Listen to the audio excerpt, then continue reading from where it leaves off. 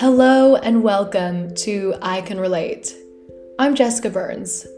This podcast takes us on people's journeys through personal and sometimes sensitive experiences.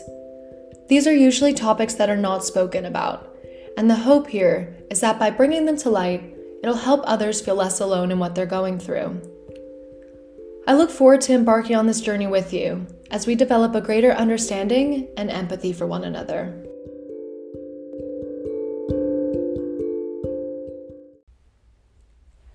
Today, I sit down with Martin. He became paralyzed from the waist down after a trampoline accident when he was 16. Martin shares his early memories after the accident and what the adjustment period was like for him. He talks about the close community he has found through disabled sport and his hopes to make the Archery Paralympics in Tokyo next year. Hello, Martin. How are you doing? I'm good, thank you. How are you today? I'm good, thank you. I'm happy that it's the weekend. We've got a full day ahead of us, and it looks like it's going to be a nice day too. Yeah, it's nice and dry today, which is an improvement on yesterday. Yeah, where are you living, Martin? In Suffolk. Oh, beautiful. Okay. Yeah, so it's lovely countryside. But today is nice and cold. Nice. So, Martin, can you share your story with us? Yeah, so I was a 16-year-old lad at school, just starting my GCSEs at the time, and heavily into sport. Just come back from Holland doing a international trampoline competition, and just at my local sports centre just around the corner, and it was a normal training night, and I was a tempting move called 1 3/4 front somersault, which I've done many times before. And what happened was, as I was going for it, it didn't seem right. You basically open up, see the trampoline, and then land on your back. But when I opened up, it wasn't the normal view. So I tucked back in, uh, carried on rotating, and ended up doing 2 3/4 front somersault onto the back of my neck, and basically broke my neck, severed the spine at C6-7, which is quite a high lesion. This was back in 1993, and it sort of left me paralyzed from the chest down. It's really weird that although it's 27 years ago, I can still remember everything as it was yesterday. I can remember sort of just laying on the bed, having a massive headache. It's a really weird sensation that you go from feeling your body to just sort of being on the trampoline bed, just numb, tingly, not being able to move absolutely anything. You think, oh, what have I done? I can remember the ambulance coming, taken to local hospital, being in A&E for what seemed forever, massive pounding headache, and then got taken down to surgery. Next minute, it's several days later, and I sort of wake up in a white room alone, and you think, okay, where am I? And it is, thankfully, it wasn't soon after. Sort of the nurse came in and sort of explained where I was, what had happened, and you find out that actually that headache was massive internal bleeding. And they sort of explain, you've been paralyzed from the chest down. At this time, I couldn't move anything. I had very limited hand function and being sort of fed on a drip. It is very lonely back then. Thankfully, sort of had visitors, sort of parents. And then after about 3 4 weeks of being in my local hospital, sort of got moved to Stoke Mandeville, which is in Aylesbury. You know, it's where the Paralympics were born. and that's where I sort of started my rehab for, I think, from the day of my accident till leaving was about 16 weeks. For someone of my lesion, that's really quick. Yeah, you'll hear some people are in hospital for up to a year, if not longer. And this, as I said, this was back in '93, so this is pre social media, pre internet as we know it, and also, mobile things weren't really that widely used. So those being that far away from home was very lonely, especially at the weekends where everything just sort of stops.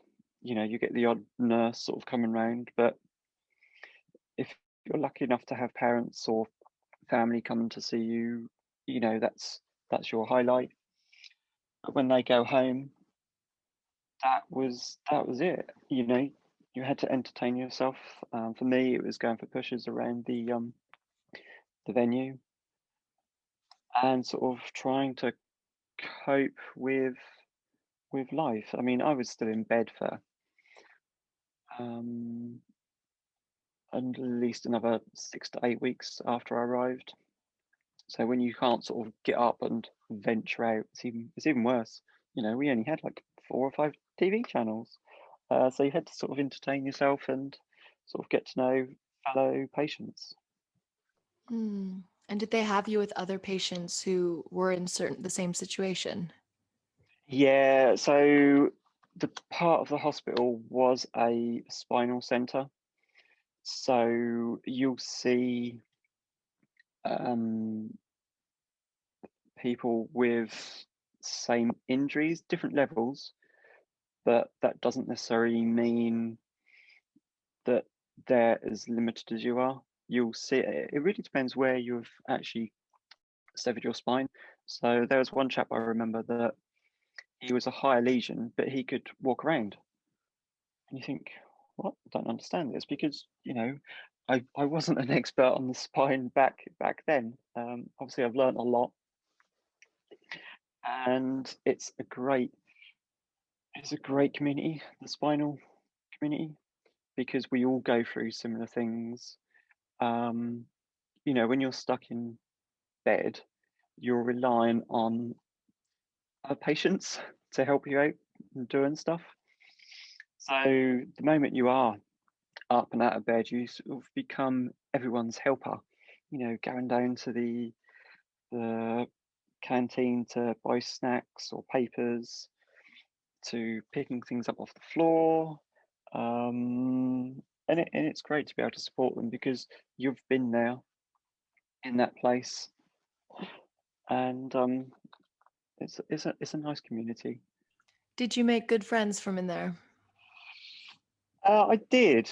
I think the problem was that although you become really good friends, at the time it was then hard to keep in contact once you left because it was literally you know dial-up telephone. Although I've lost contact with most of them, um, I used to play wheelchair rugby, which was developed by spinal people. So I sort of got back into that family in that way. And you always sort of see them when you would have sort of your annual checkup with the hospital. So it's nice to meet new people, share stories, share experiences. There's a gentleman in there that everyone seemed to know who he was, and it turned out he was a small-time actor. He'd been in Poirot, some sort of B movies in the States, and he was doing some decorating at home and stepped back off the ladder to admire his work. It's only a couple of steps, and basically broke his back, and that's how he ended up in hospital. Mm. He was in there for about just under a year, but he put a lot of energy, a lot of mental strength into rehab, and thankfully he was able to walk out of there, Wow. which was amazing for him, amazing for his family. Mm. And then I went back in 6 months later, and I sort of said, "Oh, how is he doing?" And I found out literally 3 weeks after being at home, he'd had a massive heart attack and sadly passed away. Oh, And you wow. think you go through that trauma for him, for the family, and you're able to start your life again back at home, and then that happens, and you think life is so short. You Mm. have to really enjoy it, make the most of it, and that's what I try to do. Yeah. Uh, I'm I've become more and more positive over the years, and sort of I look at my disability as not a something that should hold me back. It's actually, what can I achieve with it? What does it give me access to? So, you go to the odd museum, and most people go through the front entrance, boring. I get to go through the freight lift and go through the archaeology department and see behind the scenes, which Yeah. most people don't. Yeah. I'm massively into photography, Mm. and I've had the pleasure of shooting at Invictus Games, the anniversary games, because I'm a member of the Disabled Photography Society, so we have links. And most people won't necessarily get that chance, Mhm. and it's just different things that I appreciate that make my life, for me, better and worthwhile. Yeah. So besides from you said you felt lucky, um, Mm. what other thoughts were going through your head right after the accident when you were in that hospital bed? We had a lot of time to think, Mm. and if you sort of keep thinking to yourself, why has this happened to me, and having a negative outlook on the accident, on life, then in the long run, it's not a good place to be. Mm. Um, Everyone has their own story, and I've personally made the best out of the situation. There's always things that you still want to do. What was there a period of acceptance that okay, this is it. Yeah. I'm not going to recover. This is my Hmm. position. Yeah. It took a good few months to understand, one, accept it, two, understand what it meant, what my limitations were. So, I mean, I'm confined to a wheelchair, so can't walk around, can't go up steps, and also, it's that it was okay. What does actually my disability mean for me? Because part of having a spinal injury, I have no control over my core temperature. So when it's hot, and I'm talking like mid 20s plus, I don't sweat. But that has a negative impact on me, that it's sapping, and I could sort of pass out, and it's potentially life threatening if I don't cool my body down by sprays, water, and again in the cold. So there's that side of it. So it's understanding your disability, understanding your body. Whereas I used to be able to pick things up easily, my hands haven't got great dexterity, so that can be annoying at times. But it was then also long term, what did I want to do with my life? So I took the first year out from doing sort of work or study, just to think, well, actually, I need to concentrate on rehabilitation, um, because after quite a few months of basically lying in my bed, I had to get used to using different muscle sets and working out, having the energy to be in a chair, because it's not a thing to say, but it's quite tiring sitting in the chair, because you're having to use limited muscle sets to get around. So it's building that strength up and then working out what I want to do. Thought, well, I want to get into IT. Data excites me. It's how everything, I know it's sad. It's basically how, No. how it is. So yeah, done university, went to the college and left there, and then ended up in IT almost 10 years ago. Mm.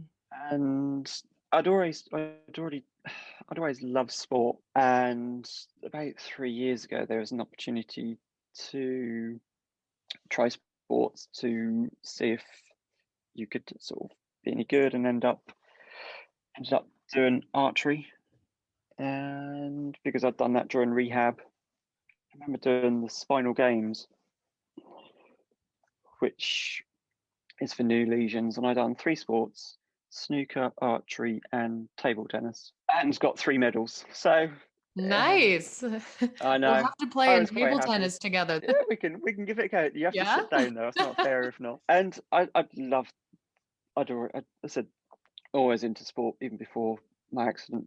Cross country running, and so yeah, I loved archery and gave that a go.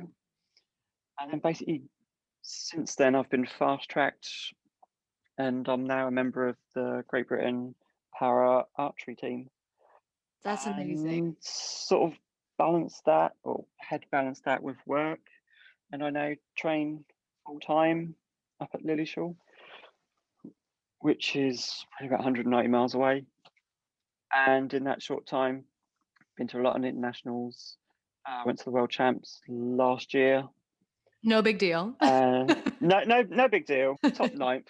Yeah. It wasn't the smoothest of competitions because I ended up having a sore on my bum through travel. So the Oh no. first 3 days of the event, I was in bed rest. Yeah.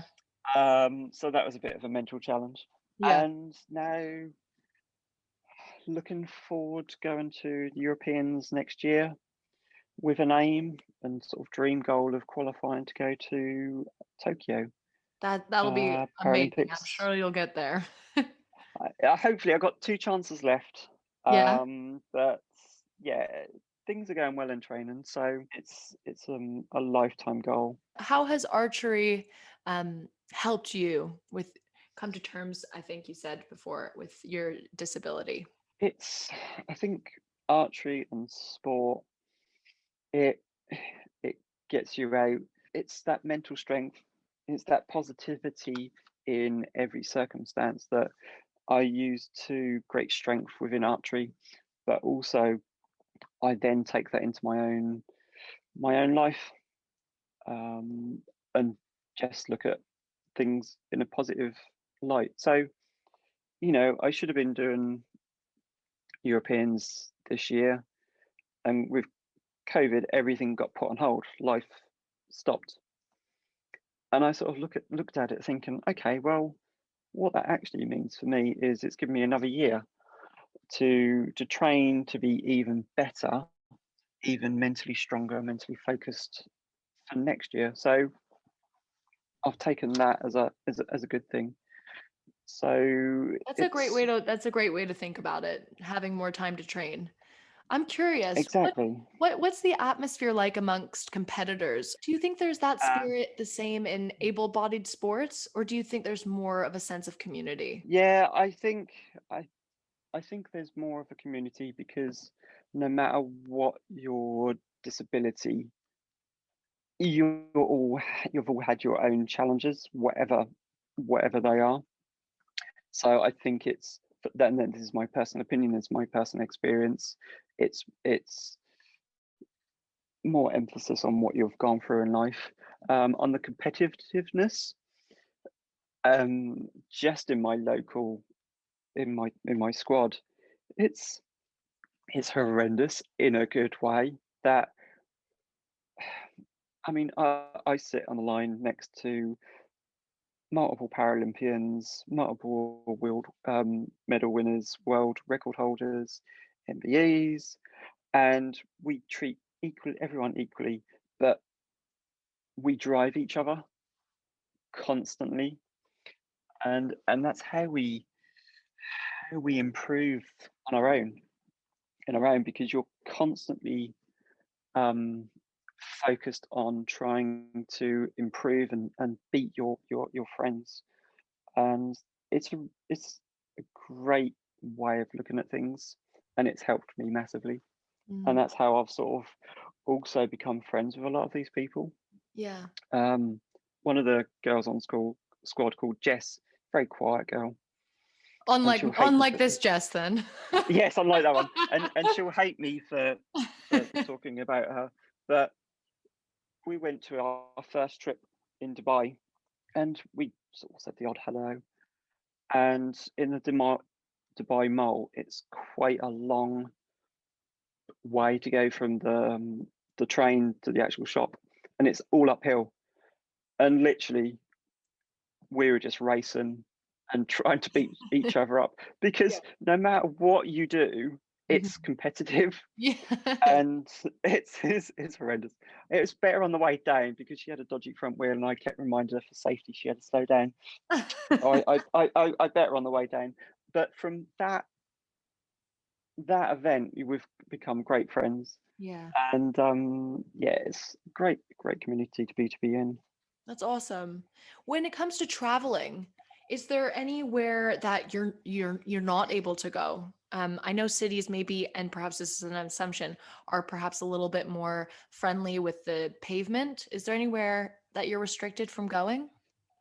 It depends on where I need to personally go, because you have to think about pavements, you have to think about cobbles, and how you're going to access the building.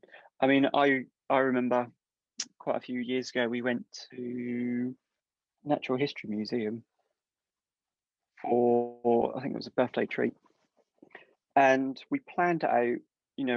We thought, okay, we're going to do the underground, we're going to find an accessible one, but the closest accessible one was like half an hour away.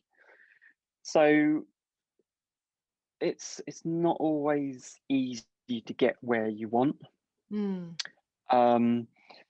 So there's that aspect of it. And then with sort of traveling, I mean, whenever I go to a venue, I tend to use Google Maps and the street view, because that way I can think, okay, I'm going to go to this sports centre, or I'm going to go to this venue for work. Where are the disabled spaces, or where's the easiest place to park? Yeah. So it makes me feel a little bit more comfortable. Yeah, that's awesome that technology has helped you in that way. I remember you Yeah. said to me when we were speaking that work hadn't got you a disabled parking spot, and that led to an Yes. accident. Would you share with us? Yeah. So at the Ipswich branch, we had a multi-story car park, and it was only about 100 yards away from the building. But I'd parked up one day, and I was sort of pushing out of the entrance, and a sort of a car had come round the corner, hadn't seen me, and sort of gently crashed into my chair. That's so And yeah, I know. She felt really bad. And sort of broke my wheel, and I picked up a slight injury, nothing serious. And partly because of that, and also when you go out of the car park, you have to go down the slope, and I'd sort of gone down the slope one day and hit a manhole cover, and decided to fling myself out of my chair. Oh my gosh. Yeah, they basically moved my disabled spot right outside the back door, and a I little should hope carport. so. What other frequent obstacles do you experience day to day? It's little things, I think, more so. So I go shopping, and I'll end up buying too much, and it's then trying to put the bag into the back seat of my car, which is a challenge at times. So thankfully some people offer help. It's putting stuff away, and I'm sure that my local supermarket knows what I want and put everything on the top shelf. Yeah, just for Martin. Yep. And they always end up having to find a member of public or staff to help reach stuff down. And you think, well, if I was able, I could easily reach that. So it's an annoyance. If you're struggling to get something off, but you think maybe you almost got it, does it annoy you when someone just comes up and does it for you? Would you rather them say, "Can I help you?" rather than just assuming that you want help? I think for me, it's great if someone sort of reaches up. Um, and if they ask me or not, I don't particularly mind. Okay. And it could be the same with anything. So if I'm pushing up a massive hill and someone says, "Oh, do you want to push?" I say no. It's good exercise for me. Yeah. I do sort of look at the individual first to see if they're going to potentially survive pushing me up a massive hill. So even if I'm struggling, I might say, "No, you're fine." So me, I'm very happy, I'm very relaxed, and I'll always be polite. And whether I want to help or not, I reply in a positive way and in an appreciative way. But what I've witnessed many times, and what you don't know is people's backgrounds, people's stories, but they can be very anti-help and they just want to do things on their own. And you'll get some people say, "No, that's fine. I can struggle. I'll do it." But you'll see some people have a go at other individuals for offering help, which I I find frustrating in the sense of that makes the person offering help not be more afraid to then offer their help in the future to someone else who might appreciate it. Yeah. So I find it annoying, but at the same time, I appreciate that you don't necessarily know the reason why they've been sort of aggressive to other individuals. Yeah. Do you So have any I think advice for people who are in that situation, who are offering the help? Is there a certain way they can go about it? don't assume that someone is necessarily going to want their help, but always be sort of pre-warned that they might take offence, but please don't take offence because you don't know what their story is, or you don't know why they're being like that, and don't let it stop you offering help in the future, because it is really appreciated by individuals when they do need help. Yeah. Do you find now that you're in a wheelchair, do you feel like people think that they can ask you inappropriate questions? Um, yes and no. Okay. It comes down to the person, uh, so, Yeah. and how much information they want. So you will get people who will ask questions that could be inappropriate to some. I mean, someone can ask me absolutely anything. Whether I reply is a different matter. But you then get. I was going for a push around the local estate a few weeks ago, and there was this dad with his young daughter. She was probably 5, 6, and as I went past, I heard her go, "Oh, Dad, why is he in a wheelchair?" And I heard the dad say, "You don't ask that sort of question." So, and I sort of giggled to myself. I was on a mission. I had to be back to work, so I sort of didn't stop to not challenge that person, but sort of actually answer the girl's question. So yeah, it is quite. I find it quite funny when you hear those comments from people. So yeah, Yeah, you like get both people things. almost are or don't want to upset you, so they're fearful of asking Yeah, like that. Okay. yeah, and then it can go to the extreme of lots of other stuff, sort of sex, and Okay. this is Yeah. daytime program. No, you can say whatever you like on here. Yay! So yeah, we can do everything. Yeah. You're just creative. Yeah. Um, if one thing doesn't work, then you find something else that does. Mhm. We'll go with that. Okay. So you mentioned about having a car. Do you have a special Mm. car, or do you have like an attachment?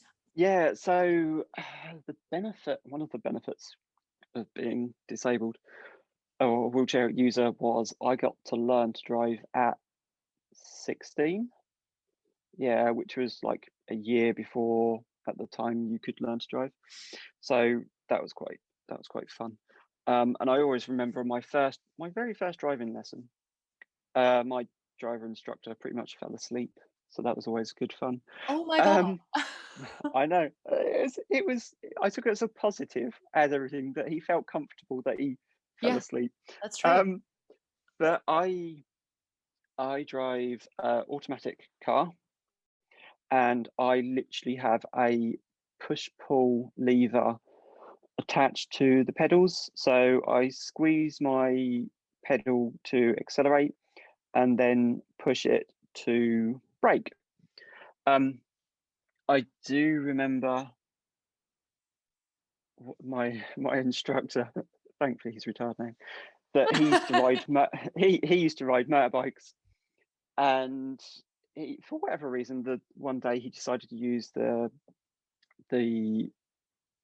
controls on his own car, and he had to brake. But obviously, being used to an accelerator, you squeeze the handle, and he squeezed and accelerated into the back of the car. Oh my God. I know. So there are adaptations that you can use for driving manual cars, Mhm. which I want as easy a time as possible for my driving. Yeah. And you'll get some controls where if you've got really limited hand movement and arm movement, you sort of look at the controls and they sort of steer the car for you. And my mate through rugby has got something of like that, and I would be very scared to be out with him. Okay, Um, fair. well, and I think one day unfortunately, he crashed his car Oh God. or his van at the time, Yeah. and he rang. Thankfully, he was fine, but he rang the emergency services Yeah. and sort of naturally said, "Yeah, I'm paralysed." You know, as you do, and didn't think anything of it until a few minutes later when he saw an emergency helicopter landing behind him, Oh thinking, no. Oh no. "Yeah, no, I was paralysed before the accident, not Oh no. afterwards." Oh God. Bless him.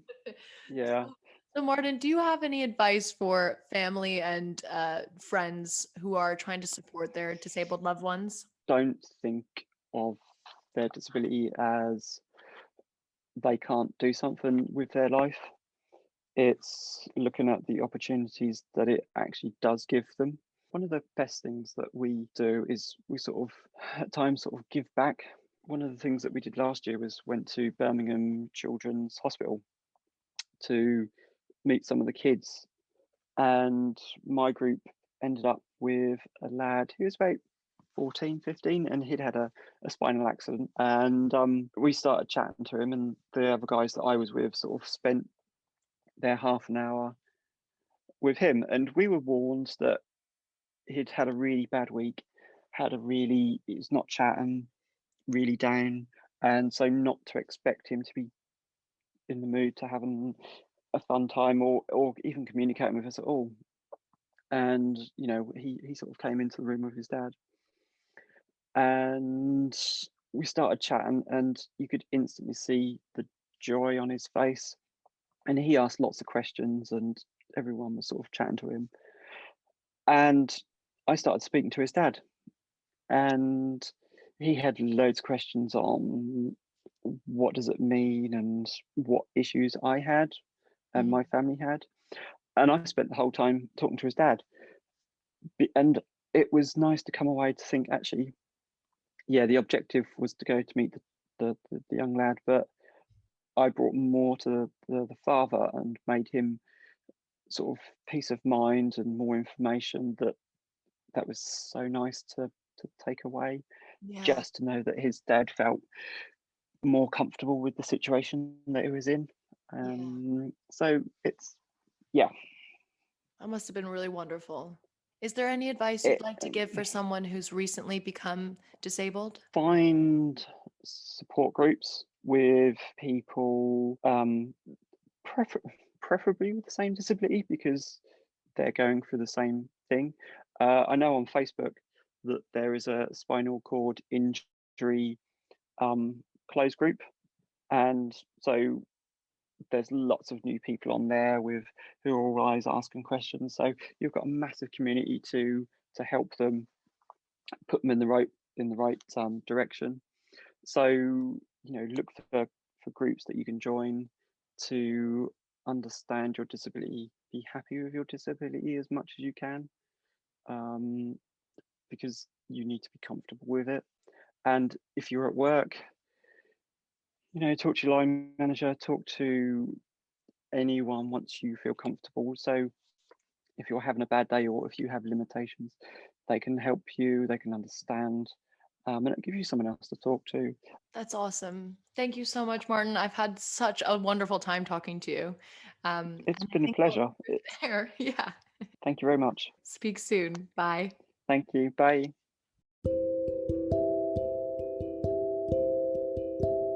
You've been listening to I Can Relate. If you'd like to hear more of these episodes, please subscribe, rate, and review this podcast.